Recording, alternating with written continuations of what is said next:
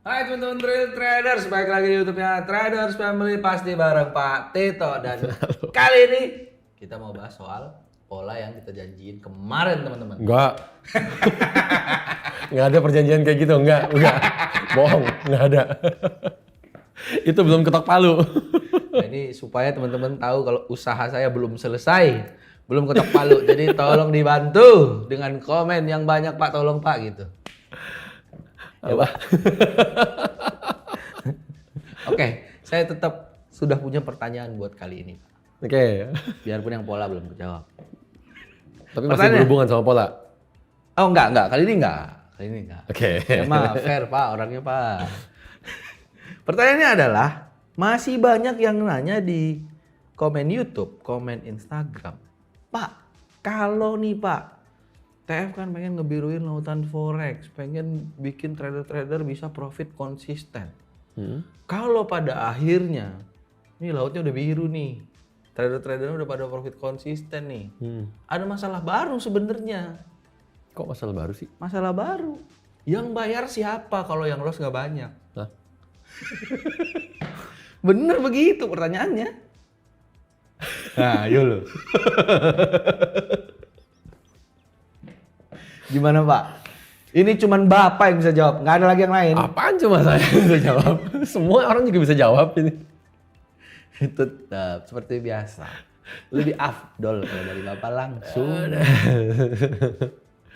Sekarang gini loh, ini gimana saya jawabnya nih? Enggak, tapi ini beneran Pak, sebenarnya yang nanya tuh banyak. Masa sih? Cuman tadi itu kesimpulannya aja, saya simpulin gitu. Banyak.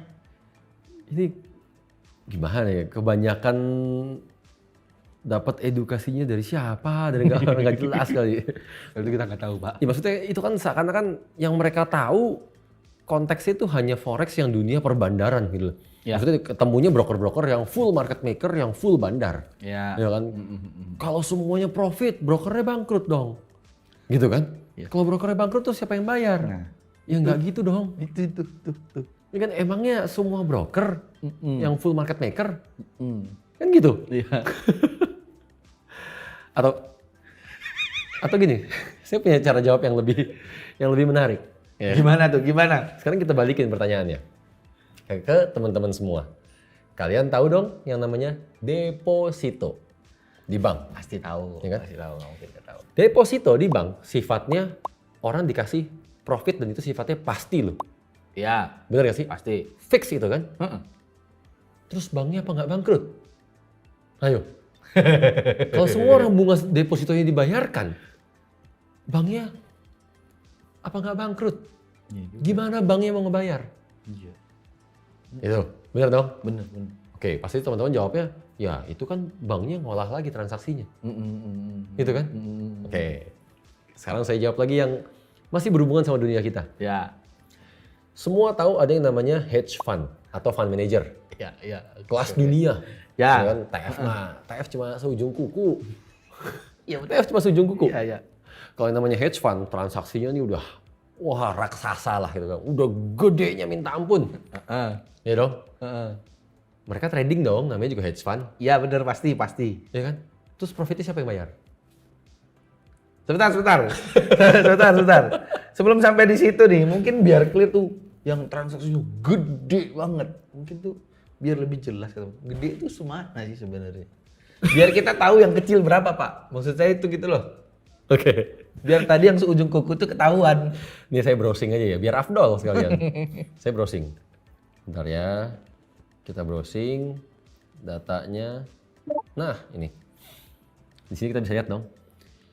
Total transaksi harian forex di seluruh dunia 6,6 triliun US dollar. 6,6 T transaksi harian loh ini.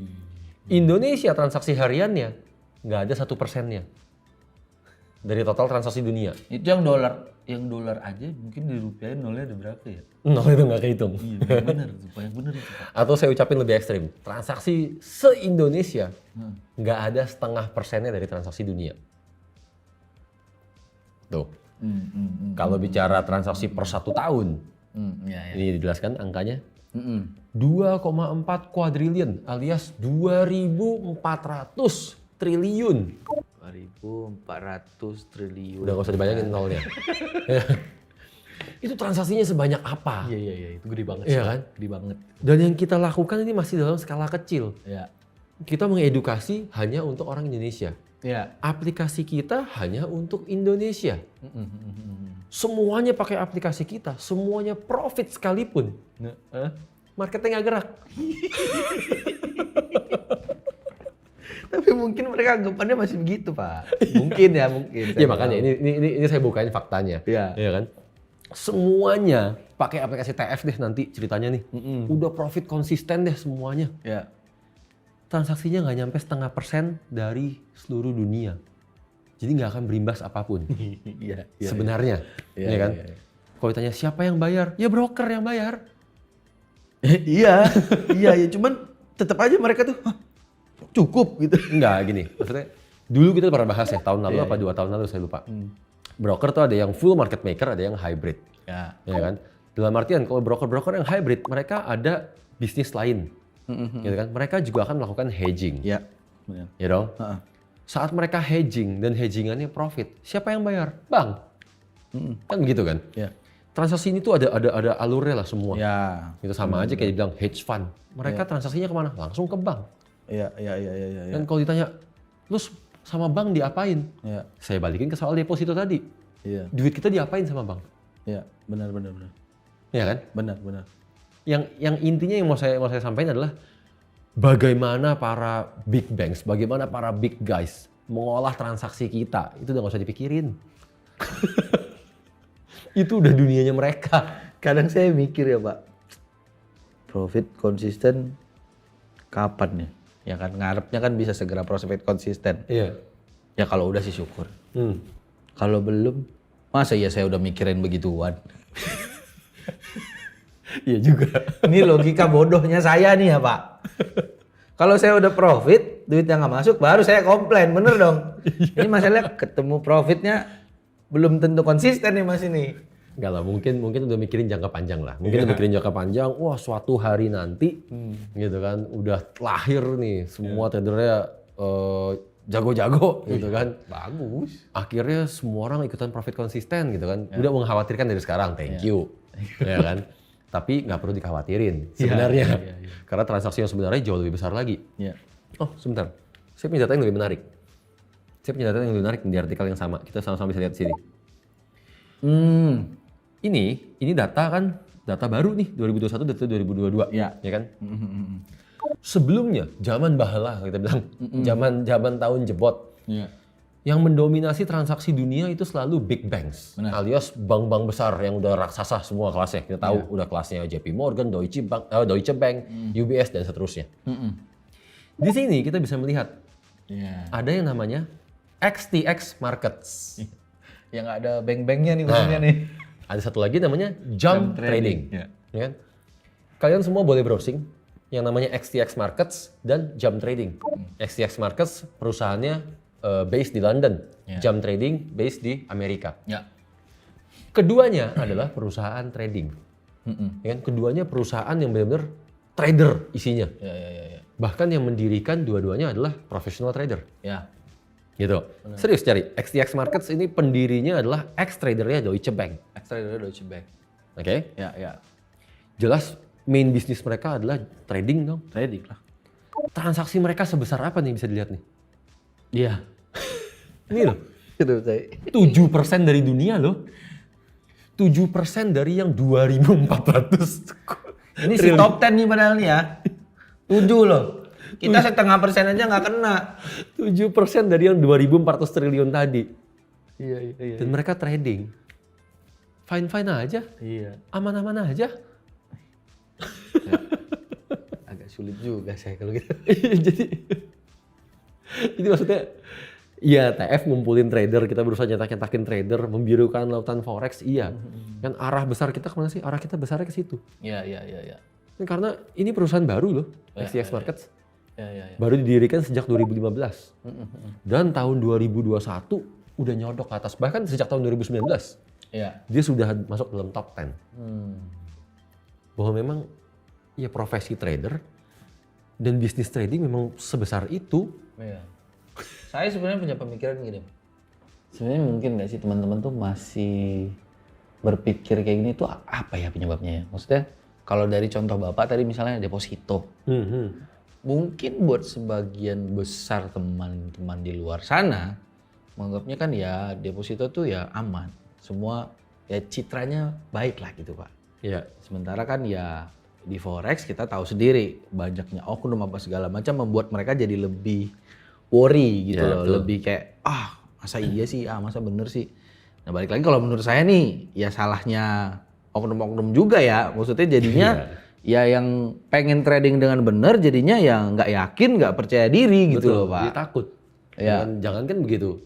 Di awal kita mulai aktif di YouTube deh, kita mulai tunjukin ini loh transaksi saya pribadi aja berapa. Belum termasuk transaksi perusahaan TF. Ya. Itu orang udah kayak mikirnya, apa iya ya bener ya? Ada orang transaksi sebesar itu ya? Itu. Transaksi kita tadi kan saya bilang seujung kuku, mungkin kotoran kuku. Ini loh transaksinya yang gajah-gajah banget, mungkin gajah, bukan gajah lagi, raksasanya gajah gitu kan. Iya benar. Kita nggak ada apa-apanya, emang itu besar banget aslinya. Iya. Jadi jangan selama ini ya ulahnya oknum sih ya. Ya itu Bikin orang makanya jadi Pak. hidup dalam ketakutan. Dan yang kedua ada, bukan cuma sekedar ulah oknum. Sebenarnya apa? Saya nganggapnya kayak obrolan warung kopi lah. Oh menarik nih, menarik. Obrolan Saya kan warung kopi. nggak ikut obrolan warung kopi para trader ya. Saya belum. Bapak yang udah punya nih. Iya, zaman dulu saya kan ikut ngumpul-ngumpul, ngobrol-ngobrol sama trader-trader, saling pada ngobrol, saling pada bertukar informasi, bertukar Apa aja pikiran. sih sebenarnya? Kan mereka akhirnya ngobrol ini kan, kita kalau transaksi jangan terlalu gede, nanti dicurangin. Gitu kan. Oke. Lot kita jangan terlalu besar, nanti dicurangin. Iya. Yang termasuk obrolan-obrolan, jangan pakai stop loss. Karena nanti dikejar stop lossnya sama broker. Gitu. Dalam artian, hal-hal negatif yang mereka alamin, akhirnya mereka tuangkan dalam obrolan warung kopi tadi nih. Iya. Iya, sesempit itulah akhirnya jalan pikiran orang. Oh. Tanpa sengaja terbentuk pola pikir yang sempit bahwa forex nih transaksinya kayak gini ya, mengerikan ya. Gitu kan, bahkan kalau sampai kita semua profit, akhirnya akan dicurangin loh. Akhirnya nggak akan dibayar loh. Iya benar. Dan kalau sampai sekarang yang dilakuin TF, kita bikin sebanyak-banyaknya orang profit, siapa yang bayar? Kan timbul ke situ akhirnya pertanyaannya. Niat awalnya sih sharing ya. Iya. Ujung-ujungnya jadi begitu. Ya saya benar ngalamin masa-masa itu di mana ya ngobrol ceritanya sesama trader. Ya kan, padahal bukan sesama trader beneran, Nah itu tapi sama-sama suka trading. Kan gitu. beda lagi nih kalau sama-sama suka trading nih. Ya trader wannabe lah masih. Iya. Dan saya dengerin obrolannya ini orang pada tahu nggak sih transaksinya segede apa?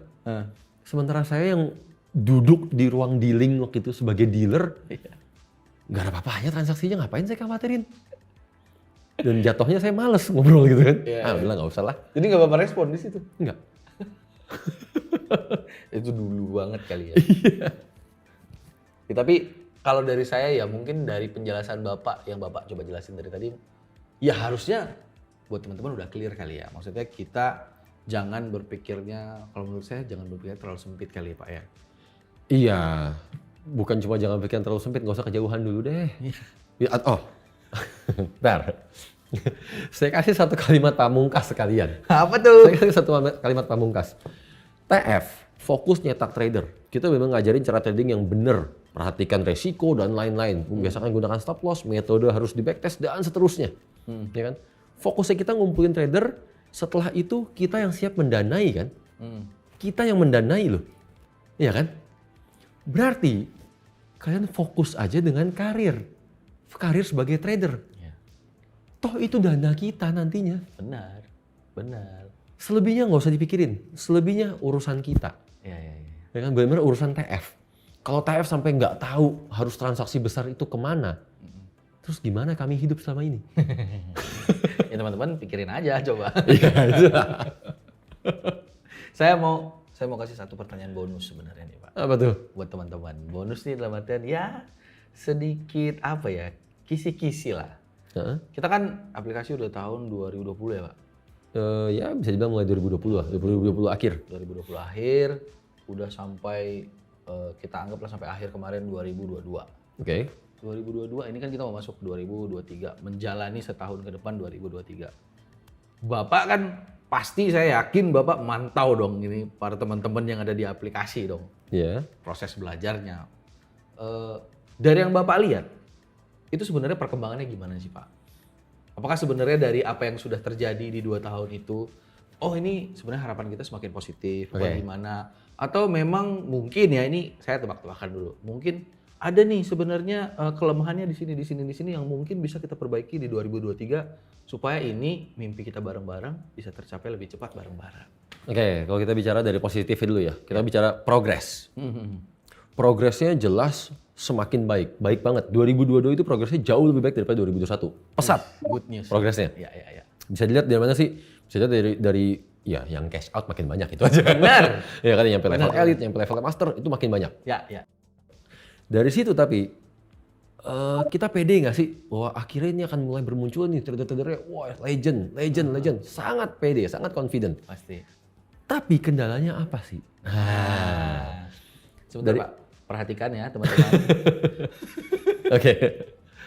Penyakit utamanya, penyebab kegagalan utamanya hanya ada satu. Penyakit utama Hanya satu. kan? Ya, kalau backtest saya yakin udah banyak yang backtest. Udah menemukan metode, udah mulai ngerti namanya konsisten. Tapi satu penyakit ini masih paling susah. Revenge. Itu masih paling susah. Iya, iya, iya. Dalam artian begitu mulai ngalamin consecutive loss, mereka loss sekali, loss 2 kali, loss 3 kali. Masih di pikirannya maunya buru-buru balikin lossnya. Masih di pikirannya saya nggak mau kalau harus turun level. Bahkan ada yang lebih parah. Jangan sampai bulan ini saya nggak naik level. Iya kan? Itu kan pemikiran yang konyol menurut saya. Iya, iya, iya, benar. Kalau memang momentumnya nggak ada, Ya. kalau memang harus nggak naik level aja. Iya, iya, iya, iya. Kalau emang lagi mengalami yang namanya bulan loss aja. Toh hanya turun 1 level. Iya, iya, iya, iya, iya. Tapi dengan dipaksakan mengejar nyari-nyari momen akhirnya udah bukan nunggu momen. Iya, iya, iya, iya. Mengejar saya nggak mau, jangan sampai saya nggak naik level. Ini kan revenge sebenarnya kan. Susah tuh. Jadinya lossnya dalam. Kenapa bisa lossnya dalam? Ya nyari momen, udah bukan metodenya lagi yang dipakai. Benar. Dan itu selalu penyebab utama. Iya, iya, Gitu. iya, iya. Bahkan apalagi kalau kalian yang udah backtest. Buat apa kalian nge-backtest kalau masih revenge? Iya, maksudnya dari data backtest kalian aja jelas bahwa dalam 1 bulan kalian trading akan berapa kali. Benar. Ada yang namanya losing months, Ya. ya kan? Ada yang namanya consecutive loss. Iya. Kok begitu consecutive loss? Kalian cari-cari momen. Buat apa backtest? Ayo. Saya suka.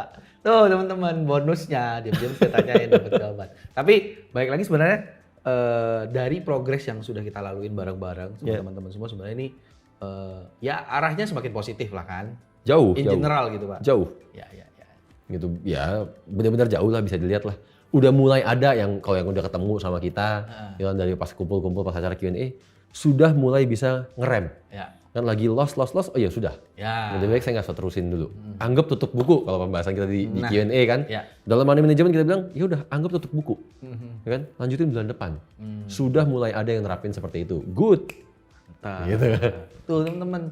Pertanyaan yang tadi soal kalau profit siapa yang bayar? Udah ya Pak, udah Nggak dibahas usah tadi ya. dipikirin. Nggak usah dipikirin. Tadi plus pertanyaan bonus yang udah saya sampaikan. Tuh plus minusnya udah disampaikan sama Bapak. Tinggal teman-teman aja change your life. Bye.